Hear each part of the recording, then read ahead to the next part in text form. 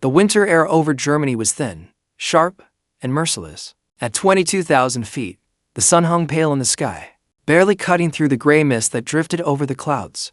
Below, the world was a shattered war zone, towns burning, tanks twisted in fields, roads blackened by fire.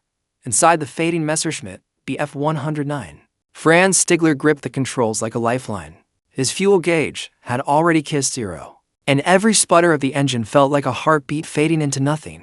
The plane shuddered under him, metal groaning, wings trembling like fragile bones. Franz was 24, but the war had aged him decades. His face was pale, eyes sharp but weary, and his hands shook not from cold, though the air was brutally frigid, but from the knowledge that this flight would likely be his last. Memories flickered in his mind, unbidden. His younger brother, dead on the Eastern Front, laughing before the shell fire, full of life and naive hope.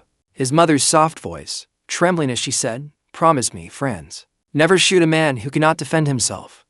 Words of kindness. Now, heavy with the weight of a lifetime of destruction, he glanced at the instrument's lights flickering, needles twitching. Every gauge was a warning. The end was near. There was no backup, no squadron. The radio crackled faintly with static, his commander's voice lost to distance. Alone, suspended in a sky that had once felt like freedom, he now felt it closing in like a trap.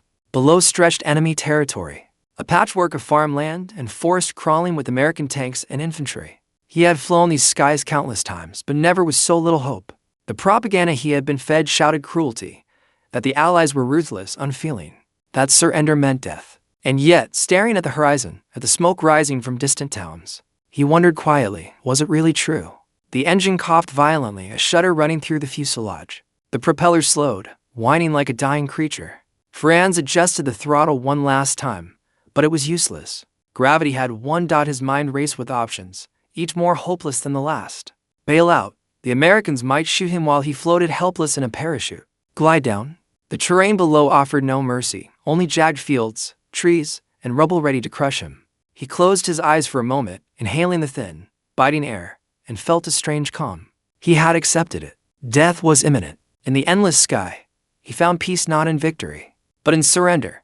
And then, a flicker on the horizon, two small dots, silver in the sunlight, moving faster than anything he had ever seen.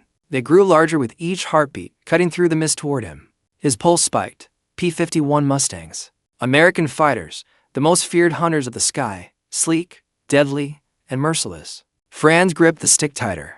He had braced for death. But what came next would challenge everything he thought he knew about war, humanity, and mercy. Franz's Messerschmitt trembled violently as it began losing altitude. Every second, the world below grew larger, more real, and more terrifying. Smoke and frost blurred his vision, while the dying engine sputtered and coughed, sending tremors through the cockpit. His fingers were white around the control stick. The plane was no longer a tool of freedom, it was a coffin with wings. He stared at the fields of Germany below, a patchwork of green and brown, dotted with towns and factories. The ground felt both like home and a grave. He weighed his options. Bail out? If he jumped, the Americans would likely shoot him before his parachute even opened. Glide down? He might survive the landing, but the odds were against him. Every choice seemed a step closer to death. The Messerschmitt groaned again, metal protesting against the cold, thin air. Smoke from the engine stung his eyes, mingling with tears he didn't want to shed. He thought of his mother, of his fallen brother, of the lessons of honor he had carried since childhood. Each memory made his heart heavier. Then, a movement caught his attention. To glimmers of silver against the gray sky, darting toward him with impossible speed. His stomach turned, a cold knot forming in his chest. He recognized them immediately, the unmistakable shape of P-51 Mustangs. The Eagles of the American Air Force. Franz's mind raced. They were fast, precise, deadly. He had seen their work before. One burst from their 6 Browning machine guns, and his fragile plane would disintegrate in seconds. He swallowed hard, throat dry as dust. His hands shook around the control stick. The first Mustang passed overhead, its pilot scanning, assessing, yet firing no shots. The second swooped lower, circling in perfect rhythm. Franz held his breath, waiting for the inevitable hail of bullets. But none came. Instead, the Mustangs adjusted their formation, one plane gliding closer, matching the speed of his dying aircraft. The sun glinted off its silver wings, casting light across Franz's cockpit. Time seemed to stretch. He could see the pilot, now young, calm, strangely human in a sky filled with death. A signal came, a gloved hand raised, pointing downward. Franz blinked, heart pounding. Was it possible mercy? In the middle of a battlefield, in the endless expanse of hostile skies, someone was offering him a chance to live, for the first time in hours. Franz felt a flicker of hope. Pride and disbelief warred inside him. Could he trust this gesture? Could he survive? Not by cunning or skill, but by the compassion of an enemy? The silence between them was thick, almost sacred. Two soldiers, enemies by definition, now sharing a fragile bond linked not by orders or allegiance, but by humanity. Franz's trembling hands steadied slightly on the stick. His mind, for a brief moment, was free of fear. Above the frozen landscape, two planes drifted side by side, one fighting for survival, the other for honor. And in that moment, Franz understood something the war could never teach sometimes. Mercy is the bravest act of all. Franz's breath caught in his throat as he held the control stick steady. The Messerschmitt shuddered, but the Mustang remained perfectly aligned beside him. Time slowed. The frozen sky seemed to hold its breath. Every instinct screamed, shoot, dive, survive, but something inside him whispered, don't panic. He looked directly across, into the cockpit of the American fighter. For the first time, he could see the pilot clearly. Young, maybe 25, with sharp features softened by calm eyes. No hatred, no malice, only focus and a mercy. The sun reflected faintly off the Mustang's canopy, casting a silver glow on the man's face. Franz felt an odd mixture of relief and disbelief. The American's hand raised again, gloved fingers pointing firmly downward. A signal. Land. He wanted him to live. Franz's heart thumped wildly. Could an enemy really be this?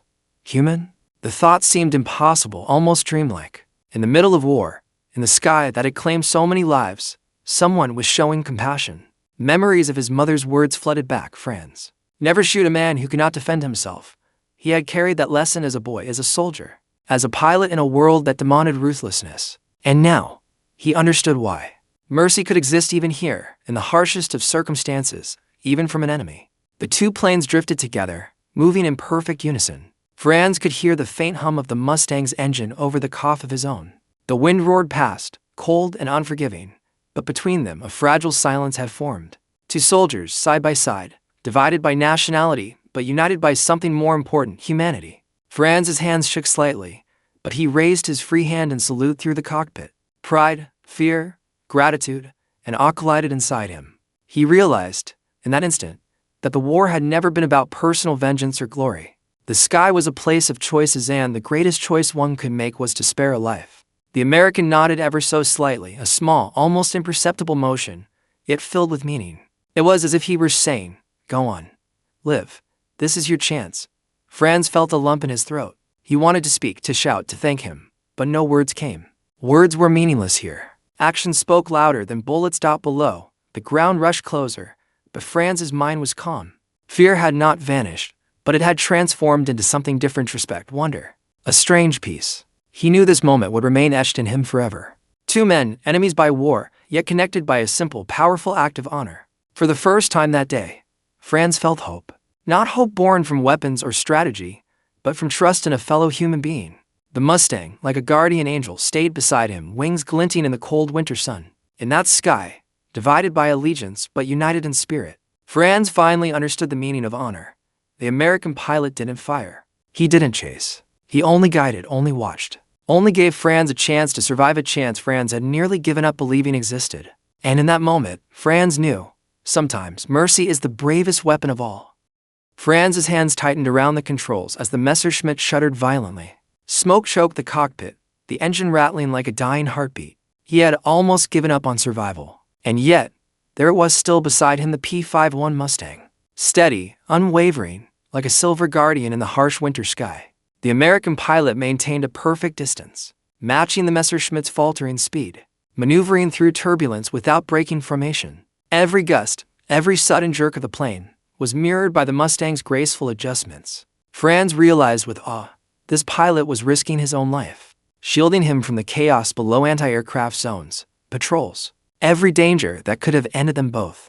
As they glided over shattered forest and bombed-out villages, Franz's mind replayed the unbelievable sequence of events. He had expected death, certainty, obliteration. Yet, here was this stranger, a sworn enemy, putting himself in harm's way just to give Franz a chance. It was a gesture so simple, yet monumental, a silent act of courage and honor that transcended nationality, politics, And war. The ground grew closer, a patchwork of farms and roads broken by conflict. Franz scanned desperately for a clearing, a safe place to set the dying plane down.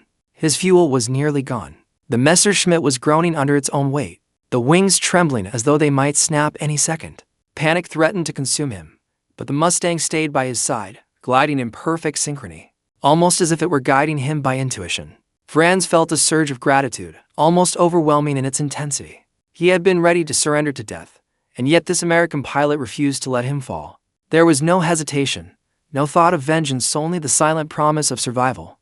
Finally, a field appeared, wide and flat, surrounded by scorched trees. Franz adjusted the throttle and descended, every movement precise, every breath shallow. The Mustang mirrored his descent, ensuring no sudden interference from nearby Allied patrols. Franz's heart pounded with terror and hope intertwined as he touched down roughly but safely. The Messerschmitt skidding across the snow-dusted ground, he didn't dare look up immediately. The engine coughed its last. Silence fell over the field.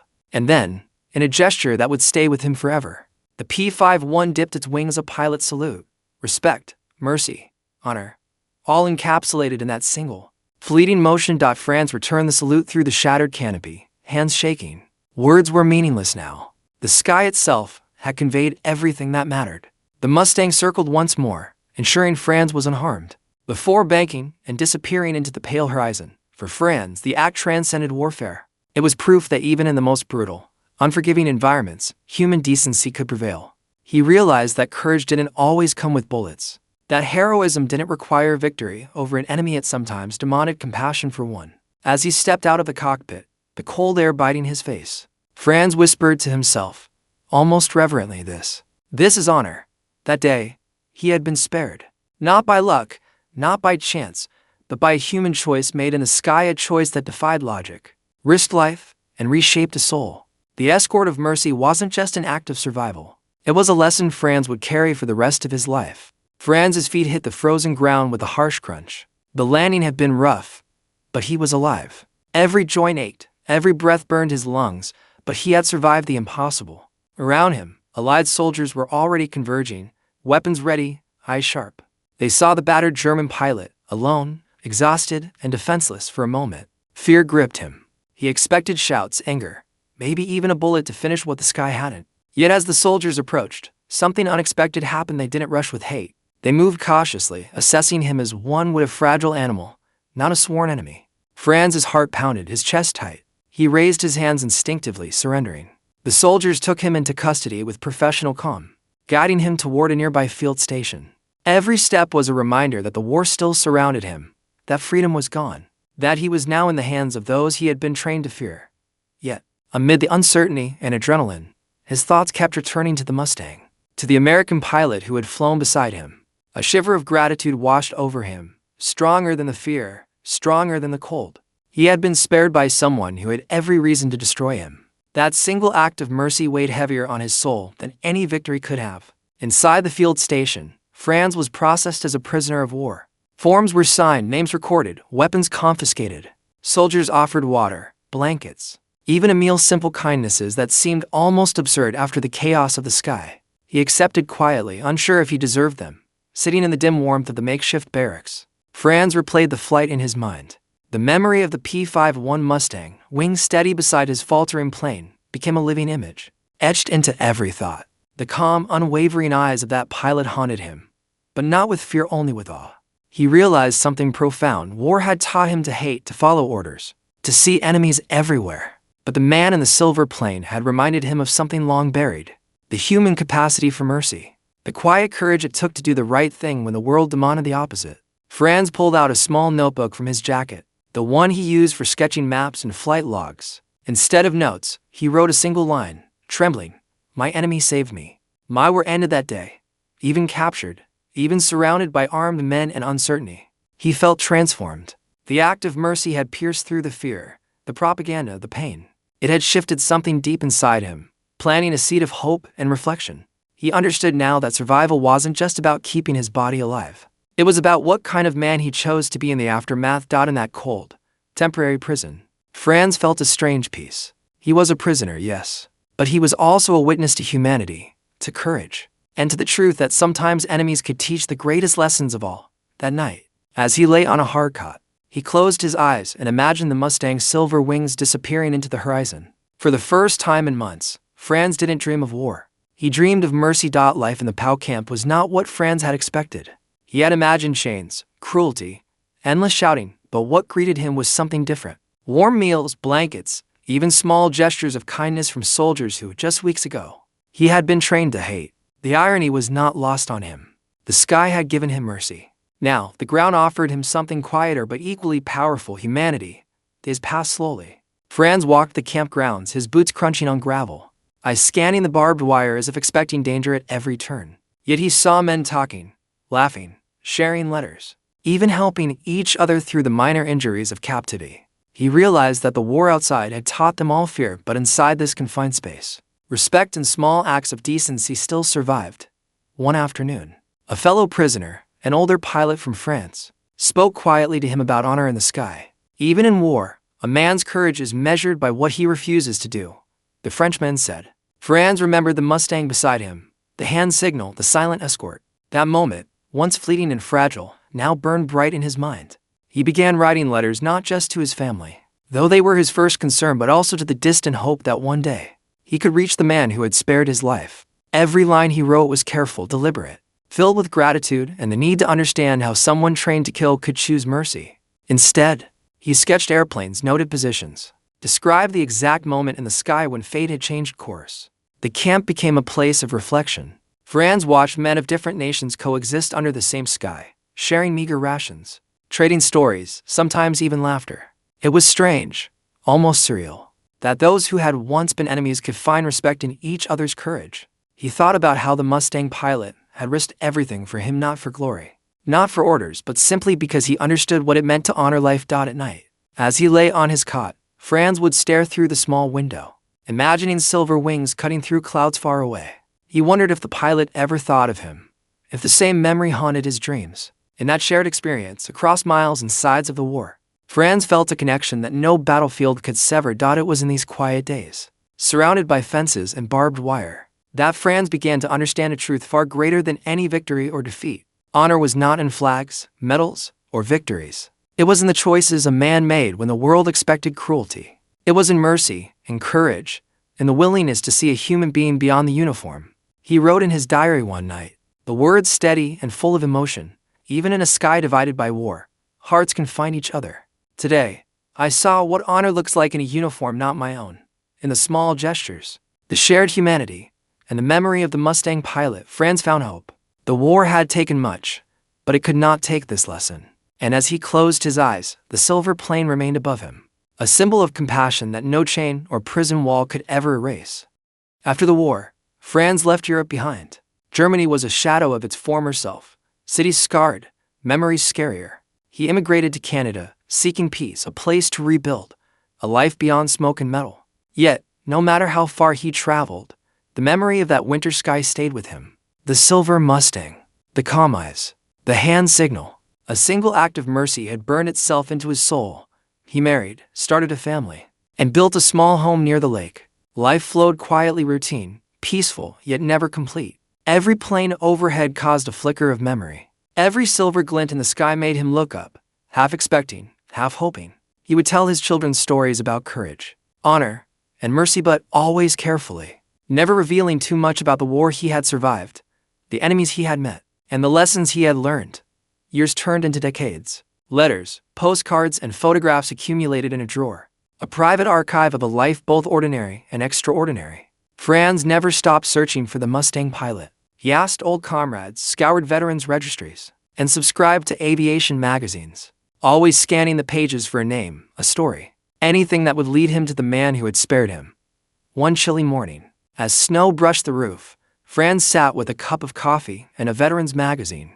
His eyes skimmed an article titled, "A Pilot's Choice, the Day I Let an Enemy Go." His breath caught. The photograph accompanying it showed an old man, weathered and smiling, with a P-51 model displayed beside him. He read carefully. The story described a young German pilot over Germany, a Messerschmitt gliding, and a choice that had defied war itself. Every detail matched his memory. Every word made his hands tremble. Franz's heart raced. Could it really be him? Could decades of silence end with a single letter? A single word bridging the gap of time and distance? Without thinking, he pulled out stationery and wrote with urgency, the pen shaking in his hand. He poured decades of gratitude, relief, and curiosity onto the page. He described the flight, the moment in the sky, the mercy that had changed him forever. Days turned into weeks. Finally, a reply came.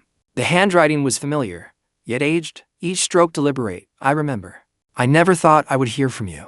Let's meet. Tears filled Franz's eyes. A stranger who had become a friend, a hero, a reminder that even in a world divided by conflict, humanity could survive. Plans were made. They would meet halfway in a quiet airfield, surrounded not by war, but by stories, laughter, and the memories of planes that had once ruled the sky. Franz felt a mixture of excitement, fear, and reverence. This reunion would not only heal the past, it would honor the courage, mercy, and honor that had been exchanged in that fleeting moment above the clouds. As he packed his bag, Franz paused, looking at the sky outside his window. Silver clouds drifted lazily, sunlight glinting off the snow. Somewhere above, he imagined the Mustang pilot, wings slicing through history, waiting for him. He smiled, understanding finally that some acts of mercy do not fade, they echo for a lifetime. The search ends not with war, but with humanity, he whispered.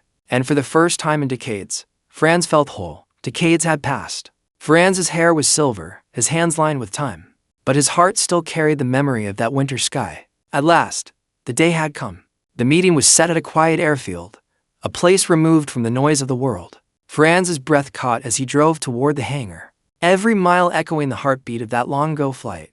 He stepped out of the car, eyes scanning the tarmac, and there he was, Charlie Brown, the P-51 pilot who had spared his life. Age had softened him, yet the same calm, kind eyes stared back. Time had etched lines on his face, but the warmth of his smile had not faded. They stood there for a long moment, the world shrinking to the space between them. Then Franz moved forward. Charlie did too. Their arms met in an embrace that spoke of gratitude, sorrow, and unspoken understanding. Years of war, years of silence, melted away in that hug. Two men who had once been enemies now stood as brothers, united by a single act of mercy. They stepped back, smiling, shaking their heads in disbelief. Franz held out his hands, showing photographs of his children and grandchildren. Charlie reciprocated, sharing stories of his own family. Laughter mingled with tears as they recounted the flight, each detail vivid. Every memory as sharp as the day it had happened. Do you remember? Franz asked quietly, voice trembling. That winter sky, the field, the wings. Charlie nodded, his eyes glistening. I remember. I never wanted to kill you. Some things, some lines in the sky, they shouldn't be crossed, not even in war.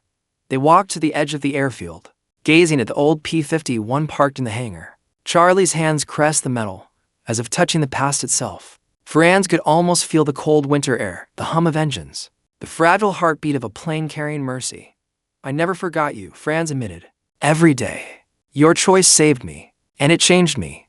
I became a better man because of it. Charlie smiled softly. I only did what was right.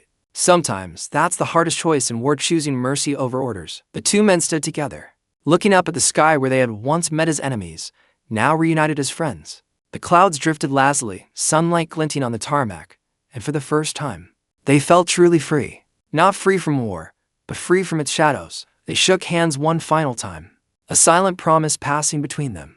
Life had been long, but the bond forged in that moment above Germany remained unbroken. They had faced death, seen hatred, and yet discovered the strength of compassion. As Franz prepared to leave, he whispered to himself, a quiet echo of the past, war makes enemies, but one act of mercy can make brothers. Charlie waved as Franz walked away, their hearts lighter, their souls healed. That day in the sky was no longer just a memory, it was a testament, a story to be told. A reminder that humanity could survive even in the darkest of times. And so, Franz accepted death that day, but a stranger in silver had given him back his life, and with it, hope, gratitude, and the unshakable proof that courage and kindness can cross even the widest divides.